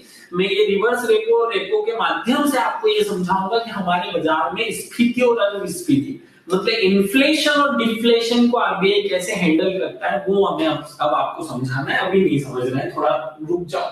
रिवर्स रेपो क्या होता है? अल्पकालिक अवधि के लिए रिजर्व बैंक द्वारा वाणिज्यिक बैंकों से जिस ब्याज पर नकदी प्राप्त की जाती है तो रिवर्स रेपो कहलाती है। समझ गए? तीन कॉन्सेप्ट क्लियर हो गए। सामान्यतः बाजार में मुद्रा की आपूर्ति बढ़ जाने पर उसमें कमी लाने के लिए आरबीआई बड़ी ब्याज दरों पर वाणिज्यिक बैंकों को अल्प अवधि के लिए नकदी रिजर्व बैंक में जमा करने के लिए कह देती है या प्रोत्साहित करती है, जिससे मार्केट का पैसा बैंक में जमा होकर आरबीआई के पास पहुंच जाता है। इस कॉन्सेप्ट को आगे समझेंगे।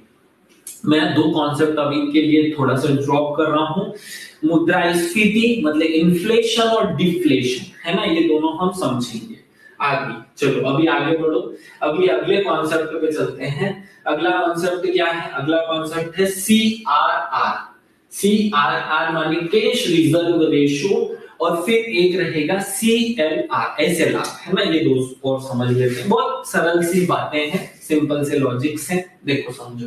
CRR मतलब नगद, कैश रिजर्व रेशियो या कैश, है ना। अब देखो क्या हो रहा है, मान लो मेरा मन हो जाए, ध्यान से सुनना, मान लो मेरा मन हो जाए कि यार एक बैंक बनाना चाहिए, PSC by DC sir bank, जिसमें मैं लोगों से पैसा लूंगा और फिर लोगों को ब्याज में पैसे दूंगा, मतलब उधार भी दूंगा। लेकिन ऐसा भी तो हो सकता है कि PSC by DC सर नाम का बैंक कभी भी भाग जाए, हो सकता है ना, कभी हो सकता है कि ये सारा पैसा लोगों से जमा कर ले और वो भाग जाए। भाग गया तो क्या करेंगे? तो गड़बड़ हो जाएगी यार, हमारे देश की पूरी व्यवस्था गड़बड़ हो जाएगी, क्योंकि हजारों लोगों का पैसा इस बैंक में जमा होगा।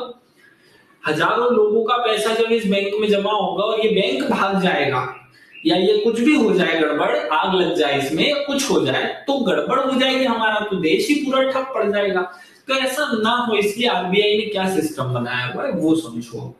उसने दो चीजें बनाई, एक CRR और एक SLR। ये दो चीजें क्या होती है कि जो भी बैंक बनेगी उसके पास जो टोटल पैसा होगा, उस टोटल पैसे में से वो कुछ हिस्सा अपने पास में रखेगी और आरबीआई उसकी निगरानी रखेगी, रोज रिपोर्ट करेगा कि इतने पैसे उसे अपने पास में है। कुछ पैसा ऐसे है जो वो आरबीआई के पास जमा करेगा, ताकि अगर ये बैंक भाग भी जाए तो उस पैसे का उपयोग वो बैंक कर सके, उन लोगों को पैसे चुकाने में आरबीआई कर सके जो उसके ग्राहक थे। समझ में आया? अब नगद आरक्षित अनुपात या CRR कैश रिजर्व रेशियो क्या होता है? किसी वाणिज्यिक बैंक में कुल जमा राशि का वह प्रतिशत या भाग जिसे रिजर्व बैंक के पास अनिवार्य रूप से जमा कराना पड़ता है वो हम CRR कहते हैं। देखो, हर एक बैंक, जो भारत में कोई भी बैंक हो, लेना बैंक हो, देना बैंक हो, यूको बैंक हो, फलाना ढिमाका, कोई भी बैंक हो, भारत की हर बैंक को अपना एक पैसा, एक हिस्सा, एक पैसे का एक अमाउंट जो है वो आरबीआई की जेब में रखना पड़ता है। क्योंकि ये बैंक कल से भाग गया तो आरबीआई जिम्मेदार है भैया बैंकों के लिए, तो वो क्या करेगा, तो उस पैसे से वो अपने जो ग्राहक है उनको दे पाए, इसलिए उसमें से वो कुछ हिस्सा अपने पास रख लेता है। तो जो पैसा आरबीआई अपनी जेब में रख लेता है, बैंकों का पैसा है लेकिन वो बिना काम के ही अपने जेब में रख रखे, उसे कहते हैं नगद आरक्षित अनुपात। कि आपको अपनी बैंक चलानी है तो उस बैंक का जो टोटल अमाउंट उस बैंक में जमा है, उस टोटल बैंक की जमा राशि का एक हिस्सा बैंक आरबीआई के पास रखेगी, उस पैसे को हम कहते हैं CRR। समझ गए? एक और कॉन्सेप्ट है, CRR की दर जितनी अधिक होगी बैंकों की साख सृजन क्षमता उतनी कम होगी। ये कॉन्सेप्ट होता है, ये समझना कैसे। भाई एक बैंक है जिसका नाम है PSC/DC सर, इसके पास टोटल 100 रुपए है और आरबीआई ने गाइडलाइन बना दी कि उसमें से 4 रुपए आपको आरबीआई की जेब में रखने पड़ेंगे। तो अब असली में PSC/DC सर के पास कितने पैसे, 96। समझ गए? मतलब मेरे पास कम पैसा है। अगर आरबीआई रूल बना देता कि इस बैंक को 50% इस पैसा जो है वो आरबीआई के पास रखना है, तो मेरे पास फिर केवल 50 पैसे रुपए ही बचते लोगों को बांटने के लिए, ऋण के रूप में देने के लिए। मेरे पास कम पैसे बचने का या बैंक के पास कम पैसे बचने का मतलब है कि बैंक की साख सृजन क्षमता का कम होना। तो जितना ज्यादा CRR होता है, साख सृजन क्षमता उतनी कम होती है, और जितना कम CRR होता है, साख सृजन क्षमता उतनी ज्यादा होती है। क्या ये कॉन्सेप्ट समझ में आया? कि किसी भी बैंक के ऊपर आप CRR जितना लगा दोगे उसकी कैपेसिटी उतनी घट जाएगी।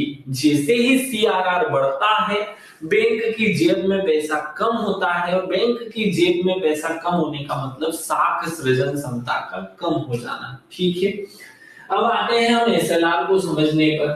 SLR क्या होता है, जिसका इंग्लिश ट्रांसलेशन है स्ट्यूटरी लिक्विड रेशियो, मतलब वैधानिक तरलता अनुपात। ये क्या कॉन्सेप्ट होता है भैया? देखो, हर एक बैंक को अपने पास जो टोटल पैसा जमा है उसमें से कुछ पैसा खुद के पास रखना पड़ता है, लेकिन इन फॉर्म ऑफ कैश नहीं, दूसरे किसी रूप में।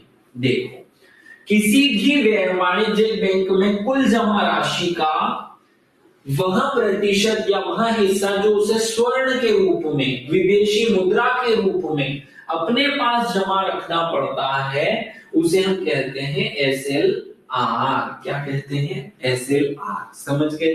ये क्यों होता है? मान लो एक नया बैंक खुला, एक नया बैंक खोलते हैं एक्स नाम का, है ना। एक बैंक खुलता है, हम इस बैंक का नाम एक्स नहीं देते हुए थोड़ा अच्छा नाम देते हैं, विजय नाम का एक बैंक खुला। आरबीआई ने इसको परमिशन दे दी कि हाँ तुम बैंक के रूप में काम करो। हजारों लोगों ने इसमें अपना पैसा जमा कर दिया, अकाउंट खुलवा लिया, और हजारों लोगों का पैसा इसमें है। मान लो इस बैंक के पास टोटल लोगों ने 1000 करोड़ रुपए जमा कर दिए। अब मान लो विजय बैंक जो है वो अपना लोन देगा, लोन के रूप में इसने विजय माल्या को पैसा दे दिया, विजय माल्या, और विजय माल्या ने 1000 करोड़ रुपए पूरा लोन में लिया और वो विदेश भाग गया। तो अब ये 1000 लोग जो एक्स वाई जेड ABCD इनके पैसे जमा थे, ये इनके पैसे ये विजय बैंक दे पाएगा क्या? नहीं दे पाएगा। तो ऐसा ना हो कि विजय माल्या को ये पूरा लोन दे दे और ये विजय माल्या भाग जाए तो हमारे ग्राहक जो है वो परेशान हो। इसलिए आरबीआई ने 2 तरकीबें निकाली, एक निकाली CRR और एक निकाली SLR। क्या है ये लफड़ा? समझो, CRR तो आपको आरबीआई के पास में जमा करा देना है, SLR आपको खुद के पास रखना है, लेकिन इन फॉर्म ऑफ कैश नहीं।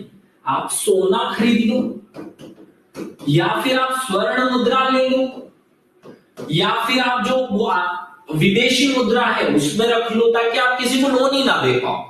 मतलब कुछ भी हो जाए, इस विजय बैंक के पास में 4 रुपए जो वर्तमान में सीआरआर है, वो अगर इसके पास 1000 करोड़ की टोटल संपत्ति है तो 40 करोड़ तो आरबीआई के पास इसके जमा है, और लगभग लगभग 18% है ना, मतलब 180 करोड़ रुपए का इसके पास सोना रखा हुआ रहेगा, जो ये किसी को दे नहीं पाएगा ब्याज के रूप में, उधार के रूप में। तो मान लो कि विजय माल्या भाग भी जाए इस बैंक से पैसा लेकर, तो भी हमारे आरबीआई के पास में 2 पैसे बचे हुए रहेंगे। आरबीआई के पास 2 पैसे बचे हुए रहेंगे। कौन कौन से पैसे? सीआरआर के पैसे और एसएलआर के पैसे। तो ये जो सीआरआर में तो कैश रखा हुआ है और इसमें सोना रखा हुआ है, तो जो सोना रखा हुआ है इसको बेच देगी और सीआरआर में जो कैश रखा उसको, और ये जो इतने सारे ग्राहक थे उनको उनके पैसे वापस आरबीआई करवाएगी। ये सिक्योरिटी के पॉइंट ऑफ व्यू से सोच करके 2 टर्म बनाई गई, और असली में इसके पीछे का कारण साख नियंत्रण है। क्या है? साख नियंत्रण। सर जो गवर्नमेंट बैंक और प्राइवेट बैंक दोनों के लिए रूल्स सेम होते हैं, बेटा ये प्रोसेस में अगले वीडियो में जब आपको पढ़ाऊंगा ना कि निजी बैंक क्या होता है और सार्वजनिक बैंक क्या होता है, तब समझाऊंगा। तनीषा थोड़ा सा रुको, अभी हम केवल आरबीआई समझ रहे हैं, ये आगे हम समझेंगे कि निजी बैंकों के लिए क्या पिक्चर है और बाकी बैंकों के लिए क्या कहानी है, वो आगे के लेक्चर में हम समझेंगे। अभी थोड़ा सा सब्र, थोड़ी सी शांति, थोड़ा सा धैर्य रखो। मैं जो समझा रहा हूँ उस पर फोकस करो। अलग अलग बैंकों का सीआरआर अलग अलग नहीं भाई, सीआरआर जो है ना वो पूरे देश के सारे बैंकों के लिए एक जैसा बनाया जाता है आरबीआई द्वारा। आरबीआई एक अमाउंट डिसाइड कर देता है कि 4%, तो अब दुनिया की सारी, मतलब भारत की सारी बैंकों के लिए सीआरआर कितना है? 4% रहेगा। एसएलआर भी ऐसे ही है कि एक बार डिसाइड कर दिया तो सब बैंकों के लिए एक जैसा ही रहेगा। क्लियर है ये पॉइंट? चलो आगे बढ़ो। प्राइम लेंडिंग रेट, ये क्या होता है? वह ब्याज दर जिस पर बैंक उस ग्राहक को जिसके संबंध में जोखिम शून्य है को ऋण देने के लिए तैयार होती है, पीएलआर कहलाता है। ये वो है जो आपको चाहिए, ये जो आप सुनना चाहते थे ना कि यार मैं तो एक साधारण इंसान हूं, मैं जब अपने बैंक में बैंक ऑफ इंडिया या यूको बैंक या देना बैंक या विजया बैंक या माल्या बैंक या किसी भी बैंक में जाऊंगा तो मुझे भी तो कोई पैसा देगा, कोई मुझे भी तो ब्याज में पैसे देगा, लोन में देगा। तो मुझे जो रेट पे मिलता है पैसा वो कहलाता है, उसका निर्धारण होता है इस चीज से, प्राइम लेंडिंग रेट पे। जब कोई भी बैंक, जब कोई निजी बैंक या जब कोई सरकारी बैंक अपने ग्राहक को एक फिक्स रेट जिससे कम पे वो नहीं दे सकती है, ज्यादा तो हो सकता है। मान लो मैं एसबीआई गया, देखो मैं सरकारी आदमी हूं, मैं जब एसबीआई के पास लोन लेने जाऊंगा तो मुझे वो सबसे सस्ता वाला लोन देंगे जिसमें रेट, क्योंकि उसकी टेंशन बिल्कुल नहीं है ना उस पे। तो जब बैंक को पक्का पता है कि इसको दिया गया पैसा, तो इसको दिया गया लोन तो वापस आना है, तो वो सस्ता लोन देती है। जब उसको पता गया तो लुच्चा लफंगा आदमी है तो वो महंगा लोन उसे देती है। समझ गए? तो पीएलआर क्या होता है, प्राइम लेंडिंग रेट क्या होता है? जब कोई भी बैंक अपने सबसे अच्छे ग्राहक को जिस सस्ते से सस्ते रेट पर देती है, लेकिन एक फिक्स रेट तो होगा कि उससे कम पे नहीं देना है, उस रेट को हम कहते हैं प्राइम लेंडिंग रेट। ठीक है, तो अब शायद प्रचलन में नहीं है। हाँ, पीएलआर की जगह एक नई व्यवस्था आ गई है, लेकिन बेस वही है, पीएलआर ही है। देखो नीचे लिखा हुआ है आधार दर प्रणाली। ये क्या लिखा है? आधार दर प्रणाली। आरबीआई ने पीएलआर आधारित उधार देय प्रणाली के स्थान पर जुलाई 2010 में आधार दर प्रणाली लागू की, जिसकी है कोई भी बैंक इससे नीचे दर पर उधार नहीं दे सकता है। इनडायरेक्टली दोनों ही एक जैसे हैं। कॉन्सेप्ट समझना है कि पीएलआर और आधार दर क्या होता है। थोड़े साल पहले तक उसी चीज को हम पीएलआर कहते थे, वर्तमान में उसी चीज को हम आधार रेट कहते हैं, बेस रेट, है ना। तो वर्तमान में हमारे यहाँ बेस रेट प्रणाली चलती है। दिव्या सुनो, क्या होता है ये बेस रेट और प्राइम लेंडिंग रेट? वो कम से कम दर जिस पर कोई भी बैंक अपने ग्राहक को लोन देती है, वो दर कहलाती है बेस रेट। कि इससे कम पे नहीं देना है, इससे कम पे किसी को भी ब्याज में पैसे नहीं देगी कोई भी बैंक, वो दर कहलाती है बेस रेट। अब उसके लिए हमारे देश में जो पहले चलती थी टर्मिनोलॉजी या व्यवस्था, उसे प्राइम रेटिंग कहते थे। वर्तमान में जो चलती है वो बेस रेट कहलाती है। आता मैंने इसीलिए बोर्ड पे एक साथ दोनों को लिख रखा था। आगे बढ़ो, आरबीआई से संबंधित अन्य महत्वपूर्ण तथ्य भी पढ़ लेते हैं। बहुत छोटी छोटी सी सिंपल सी बातें हैं जो आरबीआई के बारे में आपको पता होनी चाहिए। आरबीआई के पास इतनी शक्ति है कि वहां 1000 रुपए तक के सिक्के और 10,000 रुपए तक के नोट छाप सकता है। आरबीआई का लोगो ईस्ट इंडिया कंपनी की डबल मोहर को देख करके बनाया गया था, जिसमें बस थोड़ा सा बदलाव किया गया और सेम टू सेम उसे अपना लिया गया। यह बैंक सिर्फ करेंसी नोटों की छपाई करता है, जबकि सिक्कों को बनाने का काम भारत सरकार द्वारा किया जाता है। आपको याद रखना है, जो छोटी वैल्यू के नोट होते हैं, 1 रुपए 2 रुपए वाले नोट, और जो सिक्के हैं उन पर विदेश मंत्रालय हमारा जो वित्त मंत्रालय है उसका वित्त मंत्री साइन करता है और वो वित्त मंत्रालय द्वारा बनाए जाते हैं, जबकि नोट जो है वो आरबीआई द्वारा छपाए जाते हैं। ठीक है, बैंक ने 5,000 रुपए के, मतलब आरबीआई ने 5,000 रुपए और 10,000 रुपए के मूल्य के वर्ग के नोटों की छपाई 1938 में की थी। इसके बाद 1954 में की और 1978 में भी नोटों को छापा था। उसके बाद इनको बंद कर दिया गया था छापना। क्लियर है। आरबीआई के इतिहास में 2 गवर्नर ऐसे भी रहे जो नोटों पर हस्ताक्षर नहीं कर पाए। मतलब आरबीआई का गवर्नर होने के बाद नोट पर साइन नहीं किए। वो कौन थे? केजी आम्बे ओंकार और ओसबोर्न आर्किले, ये ओसबोर्न स्मिथ, ये दोनों ऐसे गवर्नर रहे जो नोटों पर आरबीआई के गवर्नर होने के बाद भी साइन नहीं कर पाए। आती क्या बेस रेट आरबीआई देती है क्या? हाँ, बेस रेट आरबीआई डिसाइड करती है और वो वीकली टर्म पर उनके जो कैलकुलेशन होते हैं उसके आधार पर 3-3 महीने के लिए डिसाइड किया जाता है। आरबीआई 1 रुपए को छोड़कर सभी नोटों को जारी करती है। 1 रुपए को छोड़कर सभी नोटों पर आरबीआई के गवर्नर के हस्ताक्षर होते हैं। 1 रुपए में वित्त सचिव के हस्ताक्षर होते हैं, ये याद रख लेना। 1 रुपए का जो सिक्का नोट होता है उसमें और सिक्कों पर वित्त सचिव वित्त मंत्रालय के अंडर में आते हैं वो। और आगे बढ़ते हैं, आरबीआई ने वित्त वर्ष 2025 के लिए जीडीपी वृद्धि दर का अनुमान 7.2 से घटा करके 6.6 कर दिया है। ये बहुत अच्छा टर्म है, याद रख लेना। सीधा प्रश्न एग्जाम में देखने को मिल सकता है यहाँ से। क्या बोला हमने? आरबीआई ने वित्त वर्ष 2025 के लिए भारत की जीडीपी कितनी ग्रोथ करेगी इसका अनुमान लगाया। पहले लगाया कि 7.2% की ग्रोथ करेगी और बाद में उस अनुमान को घटाकर कह दिया कि हमारी जीडीपी 6.6% की ग्रोथ करेगी। क्वेश्चन इस तरीके से पूछा जाएगा कि हमारी जीडीपी कितना ग्रोथ करेगी, ये आरबीआई का अनुमान है। तो वर्तमान में कितने प्रतिशत ग्रोथ करेगी आरबीआई का क्या अनुमान? 6.6। कितना था जिसे घटाकर 6.6 कर दिया? 7.2 था। ठीक है। आरबीआई ने वित्त वर्ष 2025 के लिए मुद्रास्फीति की दर से 4.8 का अनुमान लगाया। मतलब हमारे इन्फ्लेशन रेट जो है वो 4.8 रहने की गारंटी है, कि गारंटी नहीं, अनुमान है। आरबीआई ने कृषि ऋणों के लिए गारंटी सीमा को पुनः उधार करना 1.6 लाख करोड़ रुपए से बढ़ाकर 2 लाख करोड़ रुपए कर दिया। ये बात आपको समझनी नहीं है, केवल दिमाग में इसे वर्ड के रूप में रट लो कि आरबीआई ने उधारकर्ता या गारंटी सीमा की जो लिमिट थी उसे 1.6 लाख करोड़ रुपए से बढ़ाकर 2 लाख करोड़ रुपए कर दिए। बस रट लो, इसको मत समझो।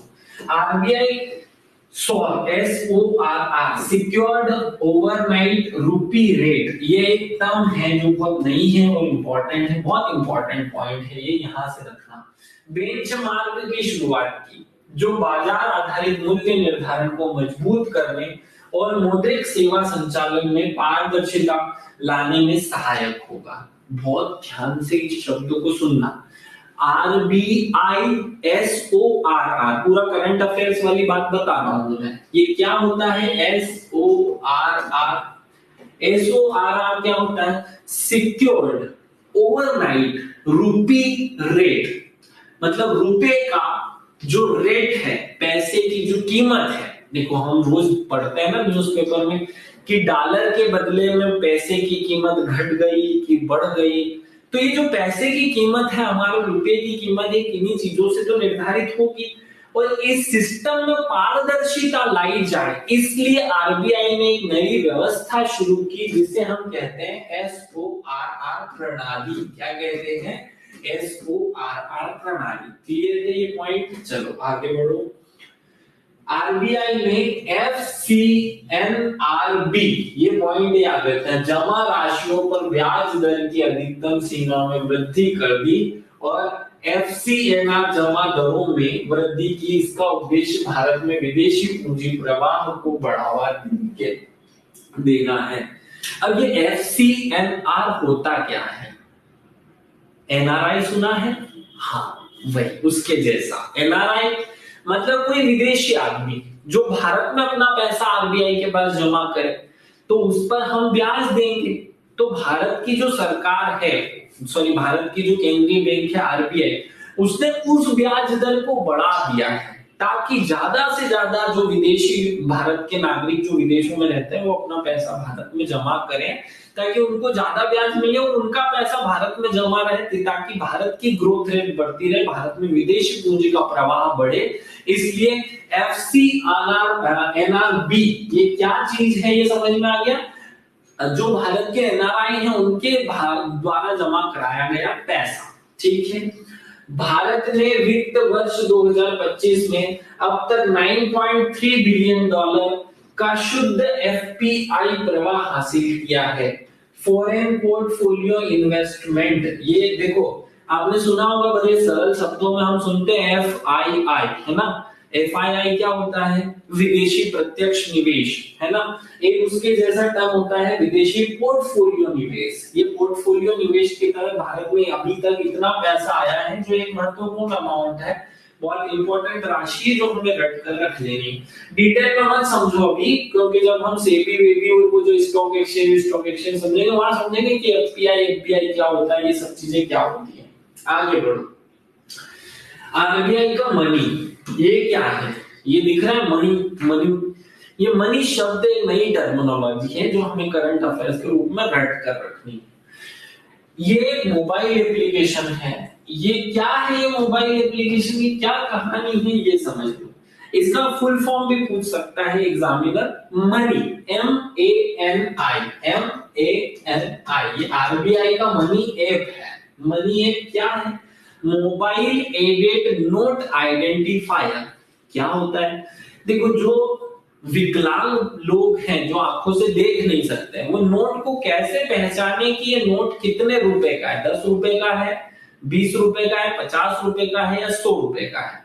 तो ये वो नहीं पहचान सकते थे या नहीं पहचान पाते थे, पहचानने में समस्या आती थी। इसलिए आरबीआई ने एक मोबाइल एप्लीकेशन बनाया जिसका नाम है मोबाइल एडेड नोट आइडेंटिफायर, मतलब नोटों की आइडेंटिटी बताने वाला एप्लीकेशन।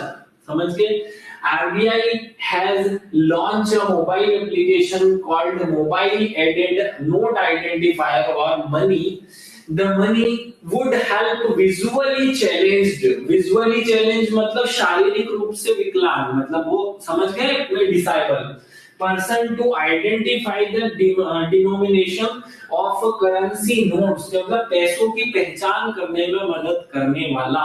सिंपल है, दृष्टिहीन लोगों को नोट की पहचान कराने के लिए एप्लीकेशन बनाया गया जिसका नाम मनी रखा। याद रखना, मनी ऐप का संबंध है, 4 ऑप्शन आ सकते हैं, उधार देने के लिए, ऋण देने के लिए, विकलांगों के विकास के लिए, फिर महिला सशक्तिकरण के लिए, बच्चों के लिए। तो आपको आंसर याद रखना चाहिए, दृष्टिहीन लोगों के लिए। आगे बढ़ते हैं। आरबीआई म्यूजियम कहां पर है भाई? RBI museum, the RBI museum जो है वो कोलकाता में है। ये क्या है, यहाँ पर क्या है भाई?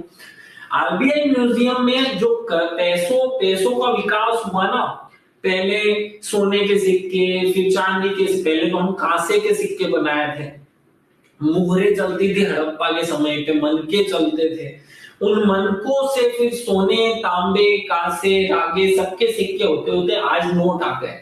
तो ये जो नोट की व्यवस्था है, उसका जो क्रमिक विकास है, वो जहां दर्शाया जाए वो है आरबीआई म्यूजियम, जो कि कहाँ है? कलकत्ता में है। याद रखना, तो कलकत्ता में है RBI museum.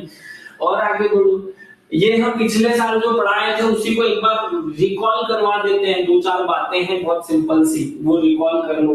Global finance central banker report card 2023 के हिसाब से भारत के जो अपने गवर्नर थे उनको 2023 में A1 रैंकिंग के शक्तिकांत दास को A+ रैंकिंग के साथ विश्व का सबसे अच्छा आरबीआई गवर्नर घोषित किया गया था, गवर्नर घोषित किया, बैंक गवर्नर घोषित किया गया था। ये पॉइंट याद रखा हुआ है हमने। लंदन के सेंट्रल बैंकिंग अवार्ड 2023 भी उसमें भी गवर्नर ऑफ द ईयर का अवार्ड इनको मिला था, शक्तिकांत दास को, ये भी हमें रटा हुआ है। और थोड़ी सी 2-3 फैक्ट रट लो। हमने पिछले साल आपको डिपॉजिटरी एजुकेशन एंड अवेयरनेस अर्थात DEA ये पढ़ाया हुआ था। ये क्या है? देखो भाई, जो लावारिस जमा होती है, बैंक में किसी व्यक्ति ने पैसा जमा किया और या तो वो भूल गया या वो मर गया या उसका कोई वारिस ही नहीं था, ऐसी स्थिति में वो पैसा सालों साल बैंक में पड़ा रहता है। तो बैंक ने क्या किया कि बैंकिंग क्षेत्र में लावारिस जमा लगातार चिंता का विषय रही, जिससे नियामक निकायों के उपभोक्ता हितों की रक्षा के लिए सक्रिय कदम उठाने को लिए प्रेरित किया गया।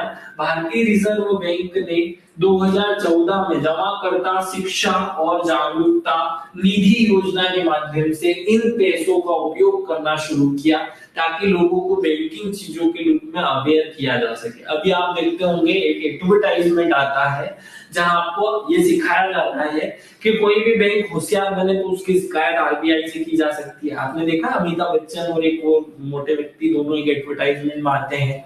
तो ऐसी जो एडवर्टाइजमेंट है जो लोगों को अवेयर करने के लिए की जाती है उस पर वो पैसा खर्च किया जाएगा। ऐसा सिस्टम 2014 से आ गया है जिसको DEA कहा जाता है। आगे बढ़ते हैं। आरबीआई गाइडलाइन और डिफॉल्ट लॉस गारंटी है ना, चलो छोड़ो इसको, पुराना हो गया व्यवस्था, कोई काम की नहीं है। अंतर्दृष्टि डैशबोर्ड, ये याद रखना, हिंदी में आया था ये, किसी अच्छे से एग्जाम में पूछा गया है। अंतर्दृष्टि ऐसे लिखा था उसमें, डैशबोर्ड हिंदी में लिख कर दे दिया डैशबोर्ड। अंतर्दृष्टि डैशबोर्ड क्या है? तो हमारे आरबीआई के जो पिछले गवर्नर थे, जो भी 1 महीने पहले तक गवर्नर थे, अंतर्दृष्टि डैशबोर्ड नामक वित्तीय समावेशन डैशबोर्ड उन्होंने लॉन्च किया। यहाँ एक शब्द समझना है, वित्तीय समावेशन क्या होता है।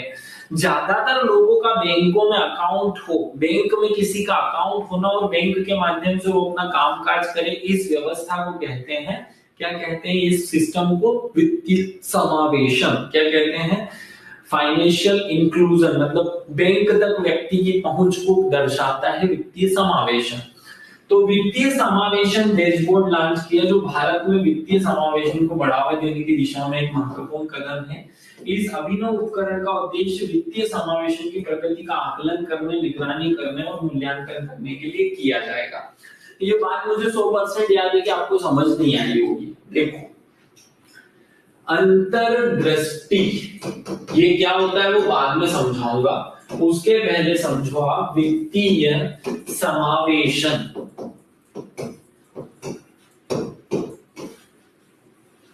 समझना, भारत के जो लोग हैं वो 2014 से पहले तक की स्थिति अगर मैं बताऊं तो 2014 से पहले तक जब तक जन धन योजना नहीं आई थी, जन धन योजना, क्योंकि जन धन योजना में सब लोगों को फ्री में बैंक अकाउंट खोल करके दिया गया। तो जब लोगों के पास बैंक अकाउंट आ गया तो वो अपना पैसा बैंक में जमा करने लगे, जिससे बैंक के पास पैसा आया। और जब बैंक के पास पैसा आया तो उससे एक या फिर वो बैंक अकाउंट लोगों का जब खुला तो उससे सरकार को एक फायदा हुआ कि सरकारी योजना से जो पैसा लोगों को देना था वो सीधा उसके बैंक अकाउंट में दिया जाने लगा, जिससे क्या हुआ? भ्रष्टाचार खत्म हुआ, पारदर्शिता बढ़ी, सब कुछ हुआ। लेकिन इससे एक फायदा और हुआ, ट्रांसपेरेंसी के साथ साथ लोगों की बचत में वृद्धि हुई, क्योंकि जब उसकी जेब में पैसा भरा रहता था तो कभी भी खर्च कर लेता था। जब बैंक में पैसा रखा रहता तो उनकी नजर में आता नहीं था और इससे बचत होने लगी, तो बचत में वृद्धि हुई। तो वित्तीय समावेशन होता क्या है? व्यक्ति की, देश के नागरिकों की, व्यक्ति की बैंकिंग सेवाओं तक पहुंच को, बैंकिंग सेवाओं तक पहुंच को कहते हैं हम वित्तीय समावेशन।